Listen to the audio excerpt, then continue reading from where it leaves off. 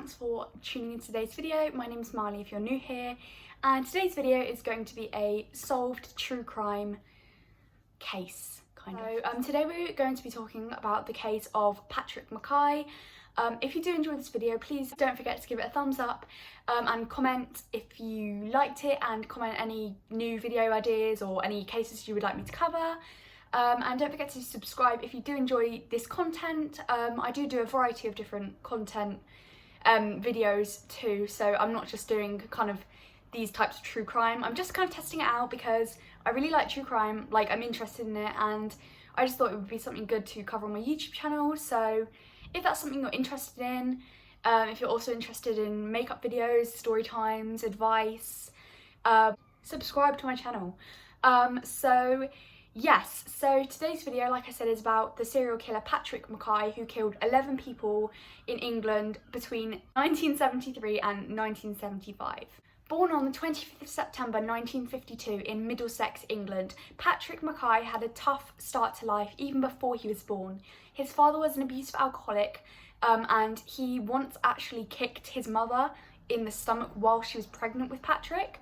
So Patrick's mum and dad, Marion Mackay and Harold Mackay, actually met in Guyana, I think that's how you say it. Marion was of Creole descent, and she actually moved to England with Harold to start a life here with him. So the Mackays actually had 3 children. They had one son, which was Patrick, and they actually had 2 other daughters. So in 1962, when Patrick was only aged 10, his father Harold was about to leave for work. He left and he worked at an accounting firm, and his last words to his son that day were, "Remember to be good." Harold actually died of a heart attack due to kind of alcohol complications, because he was an alcoholic, on his way to work, and unfortunately he died.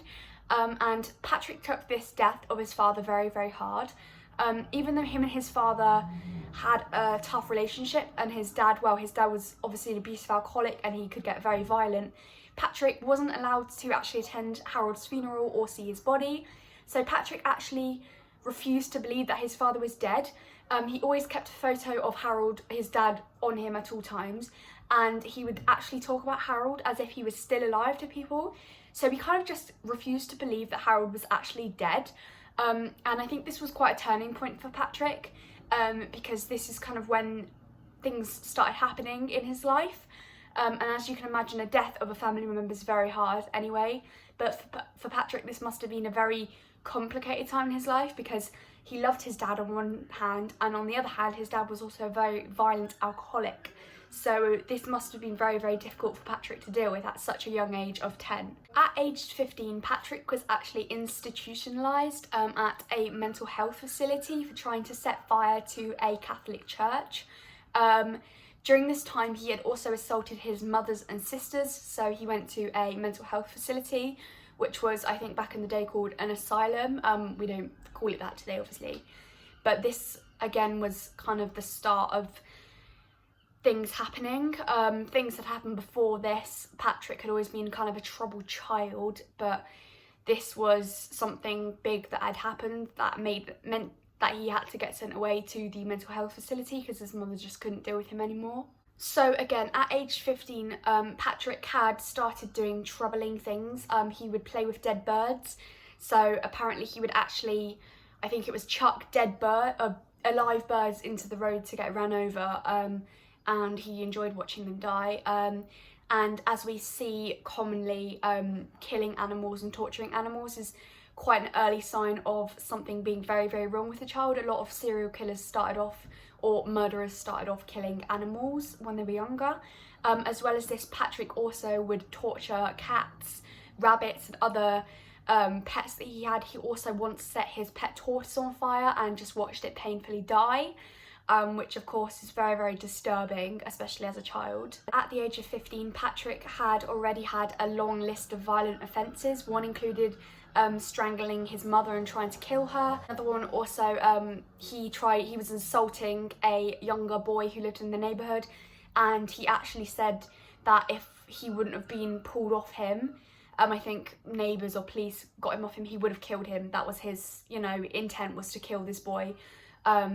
and it very nearly did kill this boy. As I believe Patrick was in and out of the mental health facility, I believe it was 2 or 3 times. And actually one psychiatrist described Patrick as a cold psychopathic killer, which is a very strong way to describe somebody, and you wouldn't just describe somebody like that if you weren't sure. And Patrick was actually released from the mental health facility for a second time, even though it was against recommendations at that time to release him, because of course he had a list of violent offences that he was committing, and he clearly needed some help. And after this, because his mother couldn't handle his rage and his drinking, and he dabbled in drugs as well, he actually moved in with 2 of his aunts. That didn't last very long because he actually tried to strangle them when he was in a drunken rage, so of course they didn't want him living with them anymore. During this time, Patrick actually began becoming interested in Nazis and Nazism. He started decorating his bedroom with, I believe it was posters of kind of Nazi propaganda. He also put together a stormtrooper outfit, and he started asking people to refer to him and referring to himself as Frank Bolvolt I, which I believe was somebody involved in the war, some type of Nazi person. So in 1973, aged 22, Patrick actually went to go and visit his mother in Kent, and whilst he was there, he decided to go for a little walk into the countryside. That's when he stumbled across the cottage of 63-year-old Father Anthony Crean, who was a priest at the time. And Anthony and Patrick basically started talking, and they were chatting for a while, and they actually became friends after a little while, and they would go to the pub and have drinks together. And Anthony did realise, he noticed that something wasn't quite right with Patrick and that he was very disturbed. So Anthony actually really wanted to help Patrick. So one day, after Patrick and Anthony had been friends for a little while, Patrick decided to break into Anthony's home, and he actually stole a cheque worth £30, which back in those times would have actually been about £250 this day. So of course Anthony called the police, but he did not want to press charges. Patrick was prosecuted and ordered to pay Anthony back his £30 cheque, which Patrick never did. And since this, Patrick began to be very resentful towards Anthony, because he felt like he had betrayed him by calling the cops on him, even though Anthony didn't actually press charges against Patrick. In February 1974, Patrick broke into the home of an 84-year-old widow named Isabella Griffiths. Very soon after breaking into Isabella's house, he had strangled her and dragged her body into the kitchen.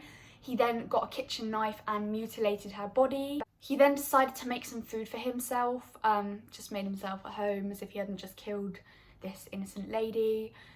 He then cleared up the food and left her deceased body in the kitchen, and it was a week later that Isabella was actually found, but unfortunately there was no links to anybody who could have killed her, so the case kind of just went cold because they had no leads to go off. So Patrick was now homeless because he had obviously ruined his relationships with several of his family members, and they were obviously scared of him. So yeah, he was homeless, and he did commit a robbery or several robberies at this time, and he was put into prison for about a month. When released from prison, Patrick continued his life of crime by mugging and robbing elderly women. On the 10th of March 1975, Patrick actually broke into a home in Kensington belonging to an elderly woman. This house actually belonged to 89-year-old Adele Price. Very quickly again, Patrick strangled her and then decided to take a little nap on her sofa after he had killed her. Again, as with Isabella Griffiths' murder, the police could not link anybody to Adele Price's murder because they had no evidence at the time. I believe that they could do fingerprints and stuff at this time. It was probably like relatively new. Either that or Patrick left like no trace or anything, or they didn't have any data to link Patrick to the crime. So again, this case just went unsolved. A couple of weeks later, after killing Adele, Patrick on the 21st of March broke into 64-year-old Anthony's home in Kent. He actually hacked through his skull with an axe and watched him painfully bleed out, just watched him die. And this one actually makes me particularly sad because Anthony really tried to help Patrick. He knew that he was disturbed, but yet he wanted to become friends with Patrick and kind of help him. So after discovering Anthony's deceased body in his house, police had remembered the incident that had happened previously where Patrick had stolen the £30 cheque. So Patrick was actually found by police within 48 hours of Anthony's body or Anthony's murder, and he was arrested immediately. Patrick was quick to confess to Anthony's murder, and he even spilled a lot of information, gory information about how he had killed Anthony and how he had watched him slowly die. Police were actually able to link Patrick to Isabella and Adele's cases as well, and not just their cases, but actually about a dozen other cases that had been left unsolved throughout the past 2 years, so from 1973 to 1975, when he had gone on his little killing spree. Most of these victims were elderly women who had been killed through strangulation or stabbing. It was usually during robberies, but actually part of me thinks that Patrick didn't just want to go and rob. I mean, he obviously wanted to kill, so he didn't just go in there just to rob. I think it was with Isabella's murder, he just took a few like worthless like little items with him, so it's not like he was robbing her to steal something really big from her or like to steal a lot of money from her. He firstly only confessed to Isabella, Adele and Anthony's murders, but then he did admit to 11 in total, and then he did recant this. But in prison, apparently he had told other inmates he would like boast about his murders, but as they didn't actually have enough evidence for all of these murders, they couldn't actually prosecute him for these. So during his time in prison, Patrick was actually evaluated by several mental health professionals, and most of which deemed him a psychopath. They actually claimed that he had a personality disorder and not a mental disorder, so he actually knew what he was doing and he knew that it was very wrong. In November 1975, Patrick was brought to the Old Bailey, where he admitted to manslaughter due to diminished responsibility. And the prosecution did accept his plea and they sentenced him to life in prison. So Patrick was never charged for the remaining 8 murders of the people that he confessed to because of lack of evidence, basically. So these cases were actually still left unsolved. So from 1995, Patrick has been up for parole 11 times. And he has actually recently changed his name and he lives in an open prison now. In early 2020, Patrick was actually up for parole again, but this has been postponed due to him becoming a person of interest in several other unsolved cases.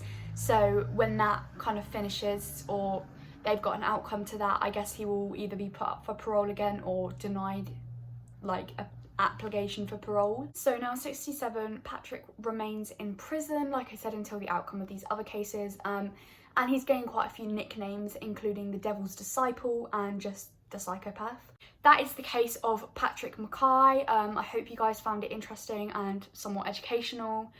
This case was very disturbing for me because I mean, it was very gory what Patrick decided to do, and the fact that he still kind of was boasting about it afterwards is really disgusting to me. But yeah, so that is the solved case of Patrick Mackay. If you did enjoy it, please give it a thumbs up, comment down below any other cases or any other videos that you would like, and don't forget to subscribe if you haven't already. And thank you for watching my video. Sorry about the lighting, I'm filming at night, but I'm just using my bedside table light, so hopefully it's okay. And I'll see you in my next video, and bye guys.